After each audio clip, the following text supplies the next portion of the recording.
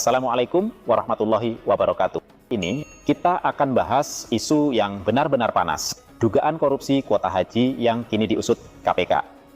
Kamis, 19 Juni 2025, KPK secara resmi mengonfirmasi bahwa mereka sedang menyelidiki dugaan korupsi dalam distribusi kuota haji oleh Kementerian Agama. Penyelidikan ini dilakukan setelah masuknya 5 laporan pengaduan dari masyarakat yang menyoroti ketimpangan dan dugaan manipulasi kuota, baik kuota reguler, kuota khusus, hingga visa non-kuota seperti furoda.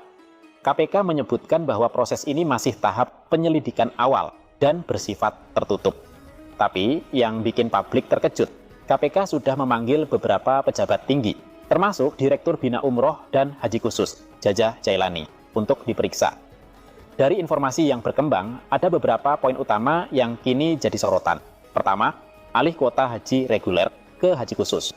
Banyak dugaan bahwa kuota jemaah reguler yang seharusnya untuk rakyat biasa diam-diam dialihkan ke travel atau penyelenggara haji khusus dengan nilai bisnis tinggi. Padahal antrian jemaah reguler bisa sampai 30 tahun lebih. Yang kedua, penerbitan visa furoda yang tidak legal. Visa furoda semestinya dari undangan langsung Kerajaan Arab Saudi. Tapi ada dugaan oknum tertentu memperjualbelikannya kepada masyarakat seolah-olah legal, padahal tidak diakui Saudi. Yang ketiga, praktik jual beli kuota. Ada laporan bahwa kuota haji dijual secara gelap. Bahkan disebut-sebut ada harga jatah pejabat tertentu atau setoran, agar suatu travel bisa mendapatkan kuota. Dan yang terakhir, manipulasi data dan sistem informasi haji.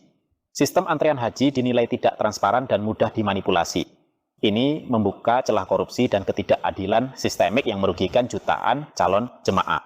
Lalu apa dampaknya bagi umat Islam Indonesia? Ini bukan sekedar soal administrasi. Ini soal nasib jutaan umat Islam yang sudah menabung bertahun-tahun untuk berangkat haji. Kalau benar ada jual beli kuota, maka orang-orang kaya bisa potong antrean dengan membayar lebih. Yang miskin, yang sudah tua, harus terus menunggu tanpa kepastian. Kepercayaan umat terhadap penyelenggaraan haji runtuh. Dana umat bisa disalahgunakan untuk kepentingan politik atau bisnis.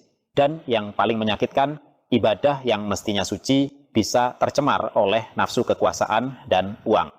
Pertanyaannya, mengapa kasus ini bisa terjadi? Karena sistem distribusi kuota masih gelap, elitis, dan rawan intervensi politik. Hingga saat ini, publik tidak tahu secara pasti siapa saja travel yang dapat kuota haji khusus, berdasarkan kriteria apa mereka diberi kuota, bagaimana proses audit dan pengawasan terhadap kuota setiap tahun.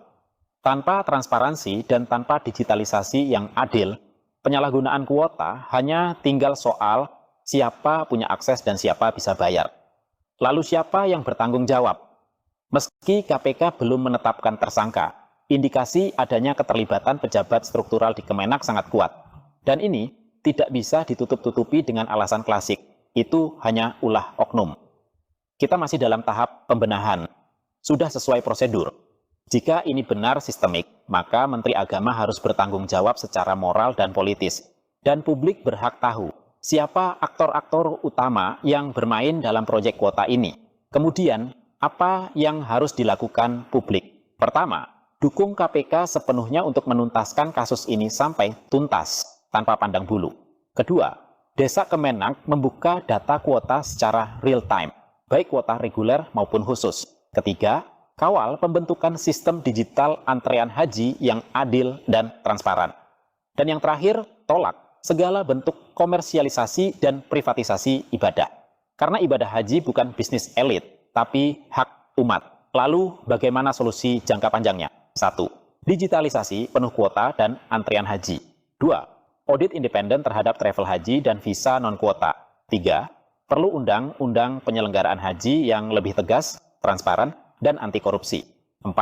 Bangun sistem yang memisahkan ibadah dari kepentingan politik dan bisnis. Kasus ini adalah ujian bagi kita semua. Kalau kita diam, maka korupsi haji akan terus jadi budaya. Tapi, kalau kita bersuara, menuntut transparansi dan keadilan, maka kita bisa menjaga kemuliaan ibadah haji dari tangan-tangan kotor. Tulis komentarmu di bawah. Wassalamualaikum warahmatullahi wabarakatuh.